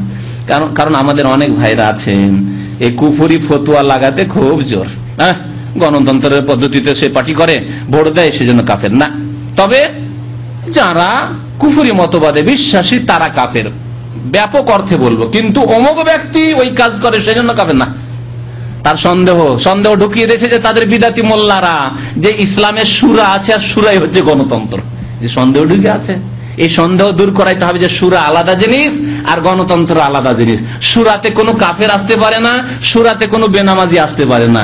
আর গণতন্ত্রতে কাফের, বেনামাজি, হিন্দু, খ্রিস্টান, ফাসেক, যে দেহ ব্যবসা করে সেই সবাই সমান, সমান না? তাহলে সূরা আর গণতন্ত্র সমান নয়, এই সন্দেহ দূর করে দিতে হবে। যতক্ষণ দূর না হয়েছে ততক্ষণ বলা যাবে না। আরো শর্ত রয়েছে, আরো শর্ত রয়েছে। সুতরাং এই ব্যাপারে সাবধান। কিছু লোকেরা লাগামহীন, আর যারা কবর মাজার পূজা করে তারা তো একেবারে লাগামহীন। তারা তৌহিদবাদীদেরকেই কাফের বলে, ওয়াহাবি কাফের, দেওবন্দি কাফের, হ্যাঁ সব কাফের তাদের কাছে। আর যে আহমদ রেজা খান লিখেছে, আপনাদেরকে শোনা, আহমদ রেজা খান লিখেছে যে আশরাফ আলী থানভী কাফের হ্যায় আর जो उसके কাফের होने में शक करे वो भी কাফের है। তাহলে কবর পূজারী যারা বেরেলভী, তাদের কাছে কাফের সত্যটি আরো সহজ। তাদের যে বিরোধিতা করলো সেই কাফের পৃথিবীতে, বুঝতে পেরেছেন? তাদের কাছে খুব সহজ, কারণ তারা শিরকে লিপ্ত রয়েছে। সুতরাং অন্যদেরকে কাফের বললে তাদের অসুবিধা নেই, কারণ অলরেডি তারা কুফরি শিরকে রয়েছে। নবী সাল্লাল্লাহু আলাইহি ওয়াসাল্লাম বলেছেন, তুমি যদি মুমিন হও অন্যকে কাফের বলার সে কাফের নয়, তাহলে সেটা ফিরে আসবে। আর তাদের তো ফিরে আসার প্রয়োজন নেই, কারণ তারা অলরেডি শিরক কুফরিতে ডুবেই রয়েছে। বুঝতে পারছেন কথা না বুঝতে পারেননি আমার কথা? হ্যাঁ, কিন্তু আমাদেরকে সতর্ক থাকতে হবে, কারণ আলহামদুলিল্লাহ আমরা জেনে শুনে কুফরি করি না, জেনে শুনে শিরক করি না, বরং শিরক কুফরির ক্ষেত্রে আমরা সবচেয়ে বেশি সজাগ, এমনকি বিদআত সম্পর্কে আলহামদুলিল্লাহ সবচেয়ে সজাগ। সুতরাং আমাদেরকে যারা শিরক বিদআত করে তাদের ক্ষেত্রেও লাগাম লাগিয়ে রাখতে হবে, সতর্ক। এটি জনসাধারণ হাতে ন্যস্ত করে দেওয়া হয়নি, ছেড়ে দেওয়া হয়নি, বরং কোনো একজন আলেমের হাতে ছেড়ে দেওয়া হয়নি যে ব্যক্তি বিশেষে কাউকে কাফের বলবে, মুশরিক বলবে না, কখনো না। তো নবী করিম সাল্লাল্লাহু আলাইহি ওয়াসাল্লাম বলেছেন যে এই দুইটি যদি বদঅভ্যাস থাকে তো এগুলি হচ্ছে কুফরি। এই বদঅভ্যাসগুলি কুফরি, কিন্তু কোন একজন লোক যদি করে দেয় তাহলে যে কাফের হয়ে যাবে না। সে ছোট কুফরি হতে পারে, বড় কুফরি হতে পারে। আবার বড় কুফরি হলে তার এ সম্পর্কে জ্ঞান আছে কিনা, এটি যে নাজায়েজ হারাম সে সম্পর্কে জ্ঞান আছে কি নেই হয়তো তার জানা নেই। কি এই দুটি বদঅভ্যাস? একটি হচ্ছে আত-তা'নু ফিন নাসাব, কারো বংশ সম্পর্কে সমালোচনা করা, কারো বংশ সম্পর্কে সমালোচনা। বংশ সম্পর্কে সমালোচনার এখানে অর্থ হচ্ছে যে বংশ সম্পর্কে, তার যে বংশ সঠিক এই বংশেরই সে ব্যক্তি এ সম্পর্কে সন্দেহ সৃষ্টি করা, যে এই ব্যক্তি ওর বাবার নয়, ওর বাবার নয়, যারও সন্তান, এর মা অন্য জায়গায় থাকতো, এইরকম কুকাজ করেছে, তারপরে হারাম সন্তান জন্মেছে, এর বাবা বিদেশে থাকতো, বা এর বাবার বিয়ে করার আগে এই ছেলে জন্মেছে, ইত্যাদি ইত্যাদি, এইরকম কথা বলা। আর অথচ স্পষ্ট কোনো প্রমাণ নেই, স্পষ্ট কোনো প্রমাণ নেই, চারজন সাক্ষী নেই। স্পষ্ট প্রমাণ জেনার ক্ষেত্রে একজন লোককে যার সন্তান বলা মানে কি? শুধু তাকে যার সন্তান বললেন না, তার মাকে কি বললেন? জানিয়া বললেন, আপনি ব্যভিচারকারিনী বললেন। তাহলে ব্যভিচার যদি কারো সাবেত করতে হয় ইসলামে, তাহলে কয়টি সাক্ষী লাগবে? 4টি সাক্ষী লাগবে। দুনিয়ার সমস্ত কেসের ক্ষেত্রে 2টি সাক্ষী যথেষ্ট, জেনা ছাড়া। শুধু খুন করেছে, একজন লোকে খুন করেছে, মাত্র 2টি লোক দেখেছে, তাহলে খুন সাবেত হয়ে যাবে কিনা? হ্যাঁ, সে খুনি, কারণ 2টি মুসলিম বলছে যে ওই লোক খুন করেছে, সে খুনি। 3টির দরকার নেই। কিন্তু জেনার ক্ষেত্রে 2টি, 3টি, 4টি হতে হবে, 4টি সাক্ষী হতে হবে যে তারা দেখেছে। অথবা সাক্ষী না থাকলে আরেকটি পথ আছে, স্বীকারোক্তি, স্বীকার করেছে, সে মহিলা স্বীকার করেছে যে আমার এই ছেলে যারও সন্তান। তাহলে সন্দেহের ভিত্তিতে বলা যাবে না, বরং বললে কি হবে? দুনিয়া এবং আখিরাতের শাস্তি পেতে হবে। দুনিয়ার শাস্তি বলতে পারেন কেউ যদি এরকম অপবাদ দেয়, হ্যাঁ কি 80 কোড়া লাগাইতে হবে। কি 3জন লোক যদি বলে দেয় যে অমুক জেনা করেছে, 3জন 4জন প্রমাণ করতে পারলো, তাহলে 80 কোড়া, 3জনে 80 কোড়া করে খাবে। জি, দুনিয়ার শাস্তি। আর আখিরাতের শাস্তি কঠোর শাস্তি রয়েছে, কঠোর শাস্তি রয়েছে। আযাবুন আলীম আল্লাহ বলেছেন, যন্ত্রণাদায়ক শাস্তি, যদি তওবা করে মারা যায় তাহলে। তবে তওবার দরজা খোলা আছে। তো কি বলছিলাম, যে কারো বংশ সম্পর্কে সন্দেহ সৃষ্টি করা, না না ব্যাপার স্যাপার খারাপ আছে, এর মায়ের অনেকের সাথে সম্পর্ক ছিল, সুতরাং এই ছেলে ওর বাবার নাই। না, আপনার মনে যদি এরকম অশ্বাসা আসে, প্রকাশ করা যাবে না। হয়তো খুব বেশি বিহায়া মহিলা, মনে অনেক সন্দেহ আসছে, কিন্তু তারপরে প্রকাশ করা যাবে না। জি, প্রকাশ করা যাবে না। আর কি তাহলে এটি কুফরি, কারো বংশ সম্পর্কে সন্দেহ সৃষ্টি করা, সমালোচনা করা যে সেই ব্যক্তি বৈধ সন্তান নয়, এটি হচ্ছে কুফরির অন্তর্ভুক্ত। আর মৃত ব্যক্তির ওপর রোদন করা, বয়ান করে ক্রন্দন করা, চিৎকার করে কান্নাকাটি করা, এটি হচ্ছে জাহিলিয়াতের যুগের কর্ম। সুতরাং এটি কুফরির অন্তর্ভুক্ত। কিন্তু একজন লোক যদি রোদন করে, কোন একজন মহিলা বাপরে মারে করে কান্না করছে, তাহলে কি বলে দেবেন সে কুফরি করেছে, কাফের হয়ে গেছে? না, এটি কুফরি স্বভাব, কুফরি স্বভাব। আব্দুল্লাহ বিন মাসউদ রাদিয়াল্লাহু তাআলা আনহু বর্ণনা করেছেন, বুখারী মুসলিমের হাদিস, লাইসা মিন্না মান দারাবাল হুদুদা, হাদিসটি এর আগে বর্ণনা করা হয়ে গেছে। আমার উম্মতের অন্তর্ভুক্ত ওরা নয় যারা কি করে, গাল চাপড়ায়।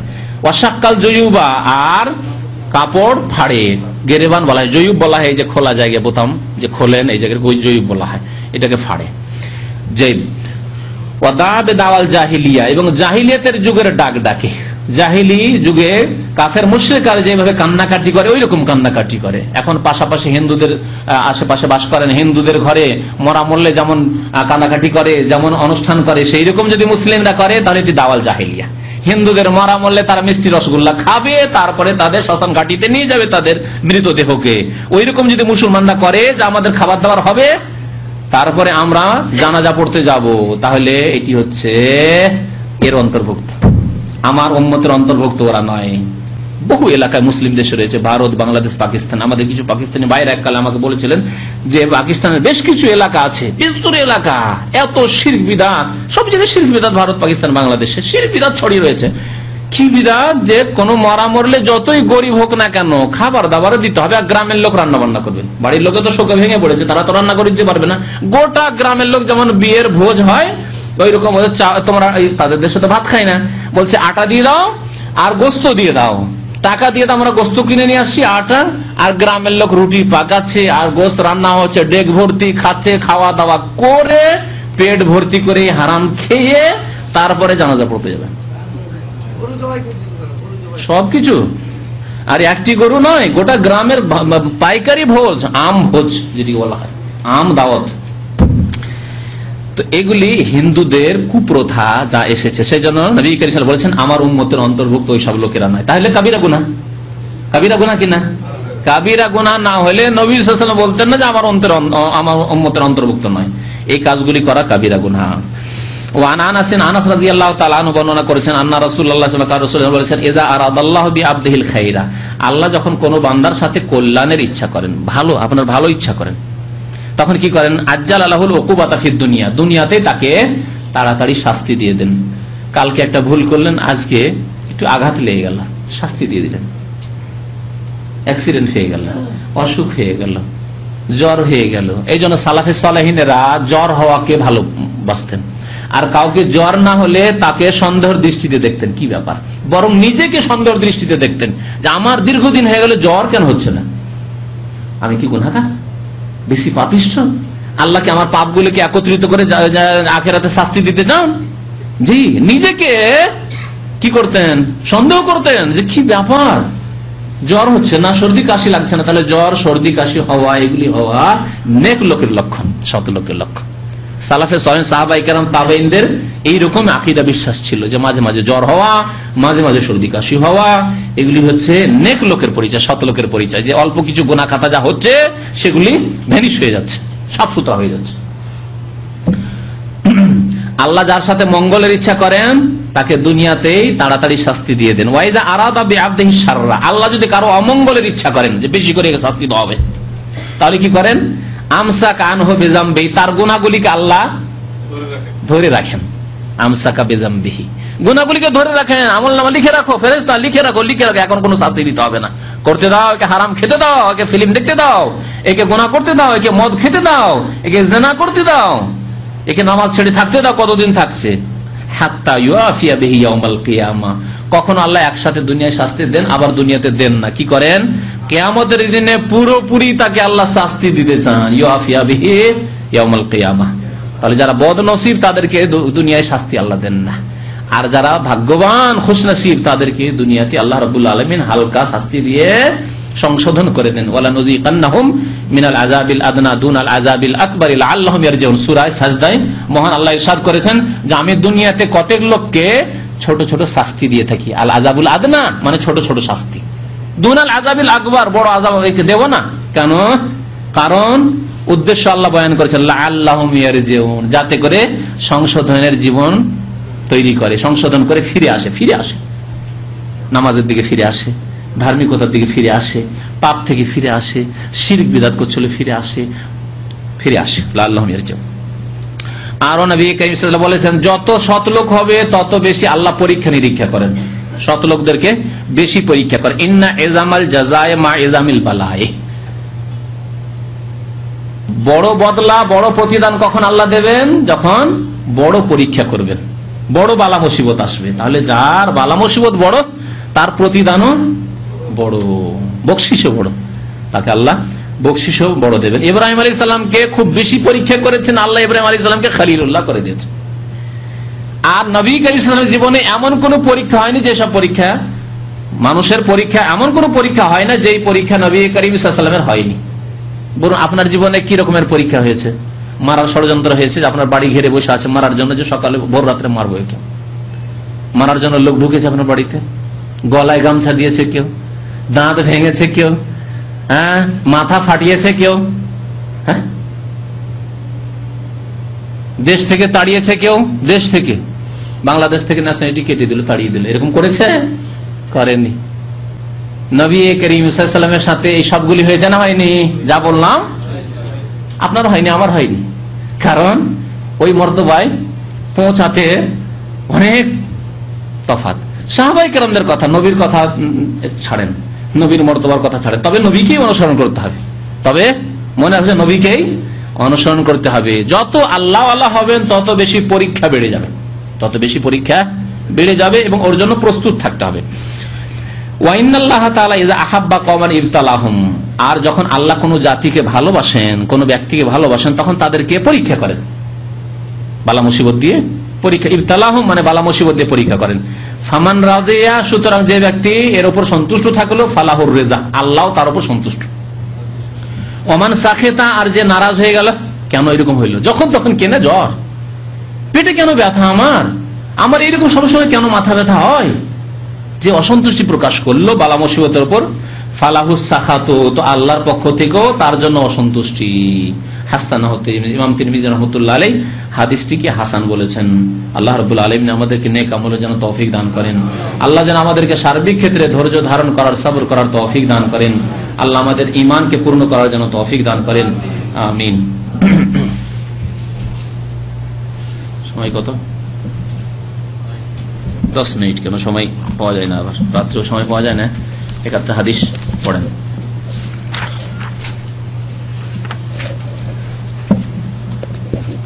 বিসমিল্লাহির রহমানির রহিম। قال المؤلف رحمه الله تعالى باب الجنة أقرب إلى أحدكم من شراك نعله والنار مثل ذلك। ইমাম বুখারী রাহমাতুল্লাহ আলাইহির হাদিস, বুখারী শরীফ।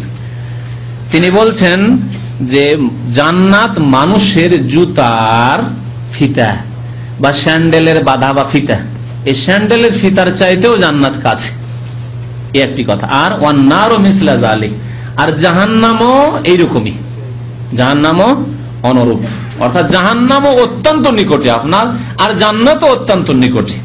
একটি কথার দ্বারা, একটি আমলের দ্বারা সারা জীবনের খারাপ আমল মাফ হয়ে যেতে পারে। কালেমা লা ইলাহা ইল্লাল্লাহ মুহাম্মদ, একজন হিন্দু, একজন ইহুদি, একজন খ্রিস্টান কত লোককে খুন করেছে, এসে লা ইলাহা ইল্লাল্লাহ মুহাম্মাদুর রাসূলুল্লাহ পড়ে নিল, কত জান্নাত কাছে, তাই না? এর উল্টো সারা জীবন ভালো আমল করলো ইবলিসের মতো, আজাজিল ইবলিসের মতো, আর শেষখানে কুফরি কথা বলে মরে গেল। শেষখানে মরার কয়েকদিন আগে ওরসের মেলায় গেল আর মাজারে সিজদা করে চলে এলো, সারা জীবনের সমস্ত আমল ধ্বংস করে দিল। কত জাহান্নাম কাছে।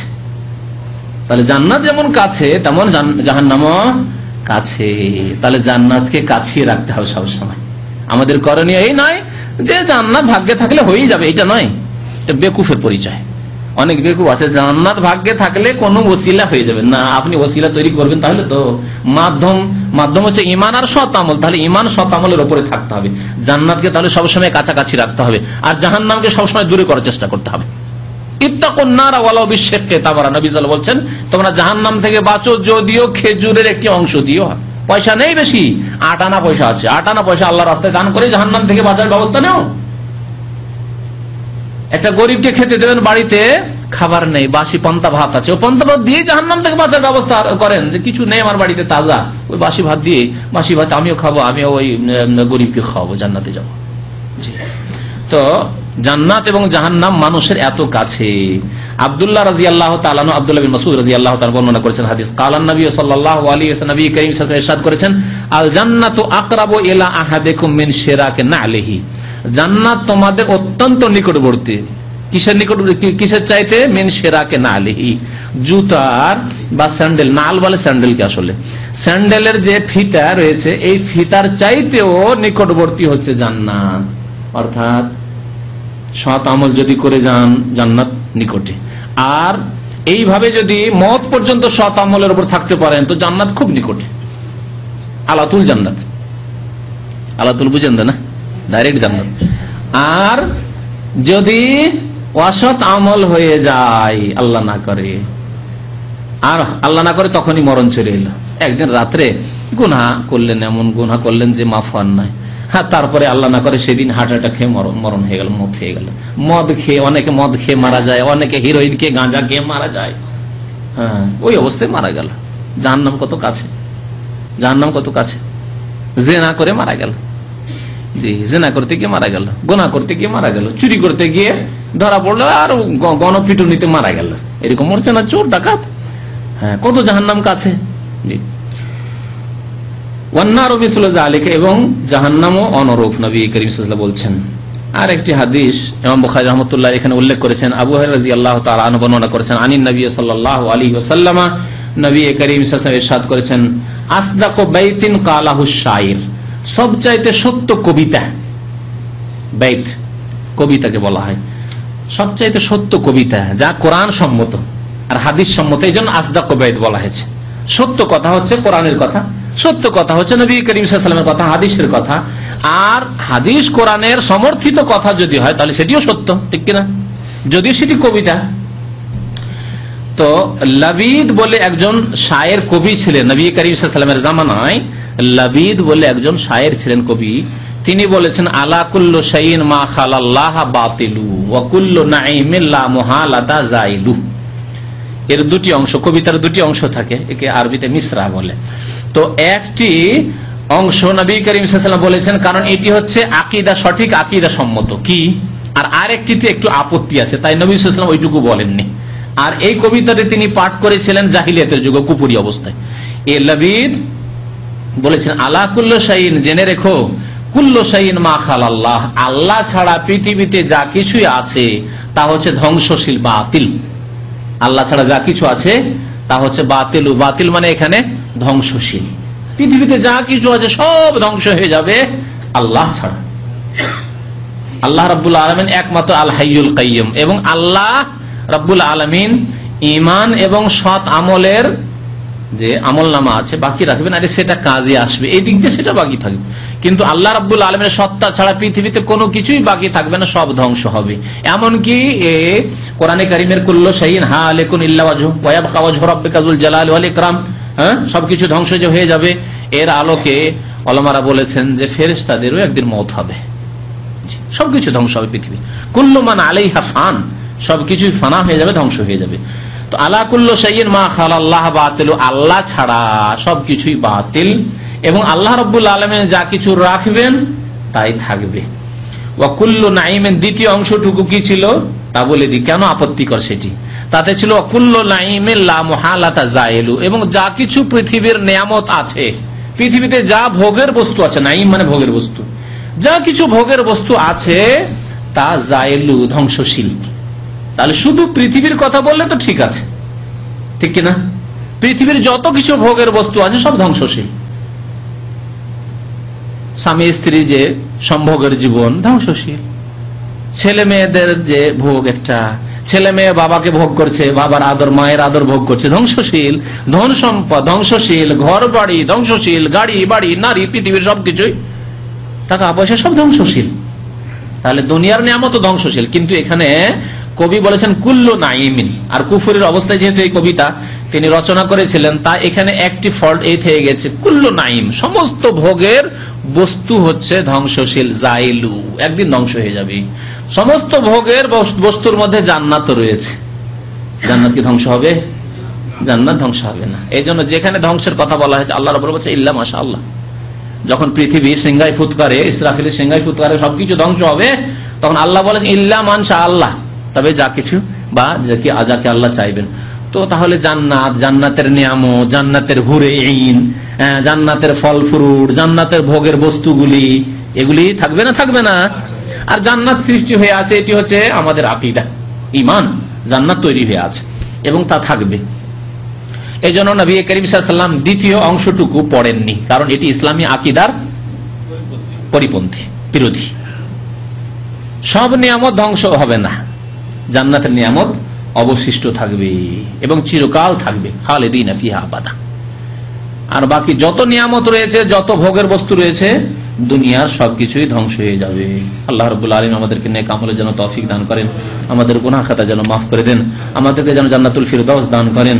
আমিন। ওয়া সাল্লাল্লাহু আলা নবিয়িনা মুহাম্মদ ওয়া আলা আলিহি ওয়া সাহবিহি আজমাইন।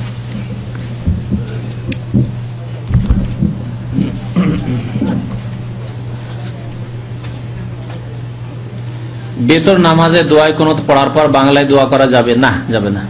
কারণ নবী করিম সাল্লাল্লাহু আলাইহি ওয়াসাল্লাম বেতরে যে কুনুতের দোয়া পড়েছেন তাই পড়বেন, তাই পড়বেন। বরং এক্ষেত্রে উচিত নবী সাল্লাল্লাহু আলাইহি ওয়াসাল্লাম যে কুনুতের দোয়াগুলি পড়েছেন, সাহাবারা পড়েছেন, সেগুলিতে সীমিত রাখা। এত লম্বা লম্বা দোয়ার কোনো প্রয়োজন নেই, এত লম্বা দোয়ার কোনো প্রয়োজন নেই যে আধা ঘন্টা ধরে আপনাকে কুনুতে দোয়া করতে হবে, যদিও জায়েজ আছে।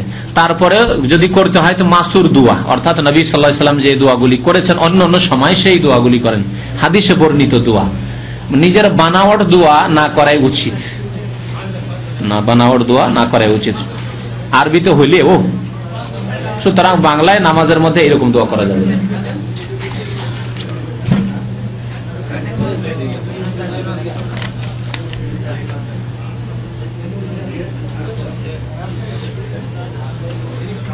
আমাদের দেশে ধরেন একটা আজকের বিষয়ের সাথে সম্পর্কিত প্রশ্ন আছে। আমাদের দেশে লোক মারা গেলে গোষ্ঠীর অন্যান্য ফ্যামিলির লোকেরা মাইয়াতের ঘরে খানা দেয়, যে এটি সুন্নত। যাদের বাড়িতে লোক মারা গেছে তাদেরকে খাবার দেবেন।